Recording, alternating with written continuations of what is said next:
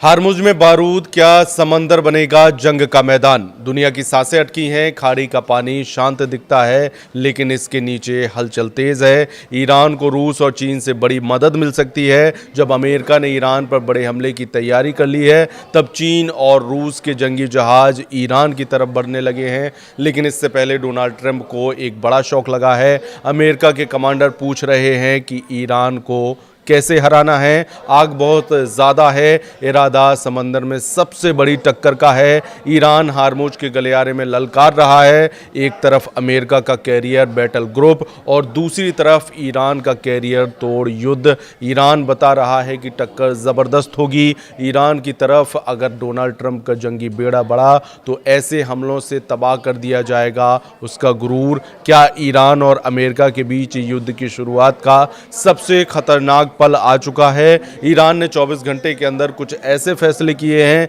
जिसके अंगारे Donald Trump और बेंजामिन नेतन्याहू के प्लान को राख में तब्दील कर सकते हैं।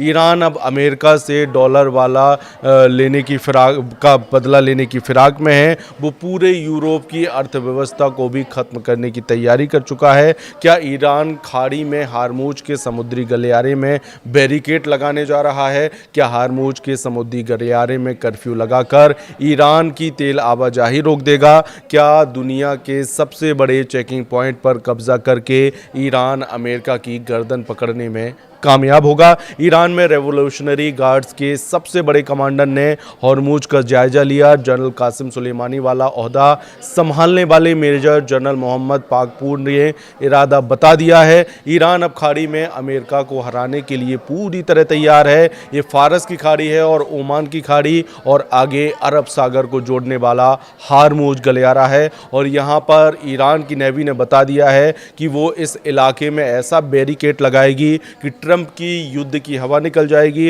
हारमुज का समुद्री गलियारा पूरी दुनिया की अर्थव्यवस्था की गर्दन है और यहाँ ईरान का कब्जा डोनाल्ड ट्रंप की कुर्सी तक हिला सकती है। ये तेल और गैस के खजाने पर बैठे अरब देशों को तबाह कर सकता है और इसीलिए ईरान के सर्वोच्च नेता अली खामनेई भी कह चुके हैं कि इस बार ये जंग क्षेत्रीय युद्ध में तब्दील हो जाएगी। हारमुज में आग का ट्रेलर दिखाकर ईरान डोनाल्ड ट्रंप को वार्निंग दे रहा है। यहाँ ईरान के मिसाइली अड्डे हैं। ईरान की फास्ट बोट जानती है कि अमेरिकी नौसेना का कैसे शिकार किया जाए। धमकी सीधे अमेरिका के मुंह पर दी जा रही है, लेकिन इन खतरों से बहुत अच्छी तरह वाकिफ डोनाल्ड ट्रंप युद्ध पर अड़े हुए हैं और दावा है कि ईरान को इस बार बख्शा नहीं जाएगा।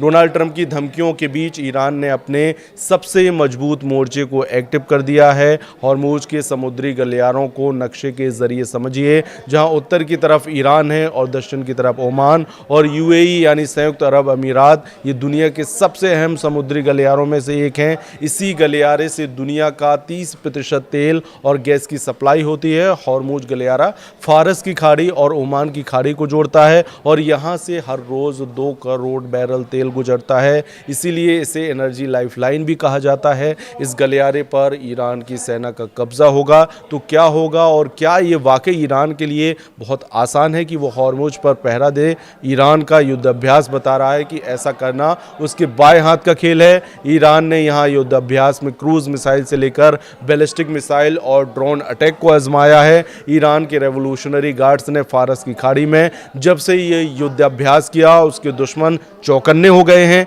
ईरान के पास एक मजबूत एंटी शिप वाली मिसाइल पावर भी है और यही इसे इस बेहद खास समुद्री इलाके में सबसे बड़ी मिलिट्री पावर बना देती है। अब ईरान की नौसेना के कमांडर बता रहे हैं कि समुद्री इलाके पर दबदबा कायम रखने के लिए उसकी नई मिसाइलें तैयार हैं। ईरान का मैसेज साफ है कि उसके समुद्री इलाके से दुश्मन कम से कम 2000 किलोमीटर दूर रहें, नहीं तो वो उसका जहाज डुबोने से हिचकेगा नहीं। चाहे वो स्ट्रेट ऑफ हॉर्मुज हो, फारस की खाड़ी हो या फिर ओमान की खाड़ी, इस इलाके में ईरान अपना दबदबा बनाए रखना चाहता है।